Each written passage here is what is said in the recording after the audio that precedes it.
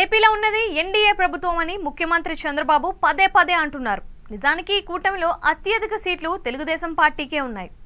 చెప్పుకోవాలంటే టీడీపీ కూటమి ప్రభుత్వం అని చెప్పుకోవచ్చు. కానీ ఎన్డీఏ ప్రభుత్వం ఇది అని మీడియా ముందు అలాగే బహిరంగ సభలలోనూ చంద్రబాబు ఒకటికి 10 సార్లు చెబుతున్నారు.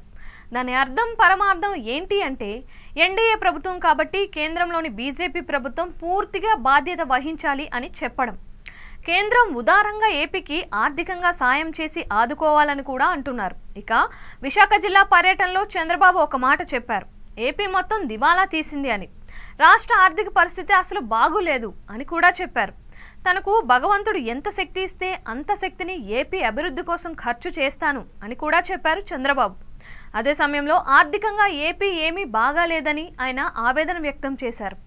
5 ఏళ్ల పాటు సాగిన వైసీపీ ప్రభుత్వ పాలనలో ఏపీ అన్ని విధాలుగా చితికిపోయిందని ఆయన అన్నారు. ఆదాయ వనరులు లేవని అన్నారు. ఎటు చూసినా సమస్యలే ఉన్నాయి అని తను చెప్పుకొచ్చారు. తమ కూటమికి ప్రజలు ఎంతో నమ్మి గెలిపించారని, అత్యధిక సీట్లు కట్టబెట్టారని, అందువల్ల బాధ్యతగా తాము పని చేస్తామని, తనకు ప్రజల రుణం తీర్చుకోవాలని ఉంది అని బాబు చెప్పారు. అందుకే తాను సీఎంగా ప్రమాణం చేసిన వెంటనే కేంద్రం వద్దకు వెళ్లి ఏపీని ఆదుకోవాలని కోరాను అని బాబు చెప్పారు. ఏపీలో ఆర్థికంగా అన్ని దివాలా తీశాయని కూడా ప్రధాని మోడీకి వివరించాను అని బాబు చెప్పుకొచ్చారు. కేంద్ర ప్రభుత్వం ఏపీని ఆదుకుంటేనే అభివృద్ధి సాధ్యమని బాబు అన్నారు. మరోవైపు చూస్తే తాను వస్తున్న దారులలో రహదారులకు గుంటలు గొయ్యలు కనిపించాయని, వాటిని ఏం చేయాలని చంద్రబాబు ప్రజలను ప్రశ్నించారు. ఆ విధంగా రోడ్లను తయారు చేసిన వైసీపీ నేతలనే ఆ గొయ్యలలో కూర్చోబెట్టాలని ఆయన సెటైర్లు వేశారు. అంతే తప్ప రోడ్లను బాగు చేయించేందుకు కార్యాచరణ అని చెప్పలేకపోయారు. దానికి కారణం ఏపీ అన్ని విధాలుగా ఇబ్బందుల్లో ఉంది. చంద్రబాబు ముఖ్యమంత్రిగా గతంలో ఉన్నప్పుడు ఒక హుషారుతో మాట్లాడేవారు. ఈసారి మాత్రం ఆయన భారంగా బాధ్యతను మోస్తున్న తీరుతోనే ఉంటున్నారు. ఎన్నో హామీలు ఉన్నాయి, అలాగే 5 ఏళ్లుగా అభివృద్ధి లేదు, అనేక సమస్యలు ఉన్నాయి, లక్షల కోట్ల ఖర్చు ఉంది. చూస్తుండగానే నెల తిరిగిపోతే సామాజిక పెన్షన్లు, ఉద్యోగుల జీతాలు, ప్రభుత్వ పెన్షనర్ల పింఛన్లు ఇలా ఏకంగా 10 నుంచి 12,000 పైచిలకు ఖర్చు కనిపిస్తోంది.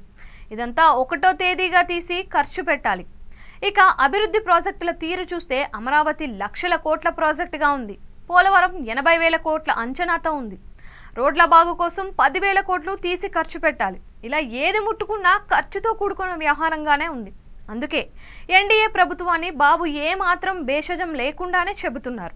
కేంద్ర పెద్దలకు బాధ్యతను గుర్తు చేస్తున్నారు. కేంద్రం ఆదుకుంటేనే ఏపీ అభివృద్ధి సాధించేది అన్నది బాబుకు బాగా తెలుసు. అందుకే ఆయన ప్రత్యేక హోదా వంటి డిమాండ్లు పెట్టడం లేదు. కేంద్రం ఆర్థికంగా ఎంత ఎక్కువ నిధులు ఇస్తే అంతలా తెచ్చుకొని ఏపీని ఒక గాడిలో పెట్టాలని చూస్తున్నారు. మరి కేంద్రం అయితే డబుల్ ఇంజన్ సర్కార్ అని ఎన్నికలకు ముందు చెప్పింది. అనుకున్నట్లుగా ఏపీలో ఎన్డీఏ సర్కార్ ఏర్పాటు అయింది. దానికి అవసరమైన నిధులు కేంద్రం ఇస్తుందా, అభివృద్ధిలో ఏపీని ముందు వరుసలో నిలబెట్టేందుకు చొరవ తీసుకుంటుందా అన్నది చూడాల్సి ఉంది.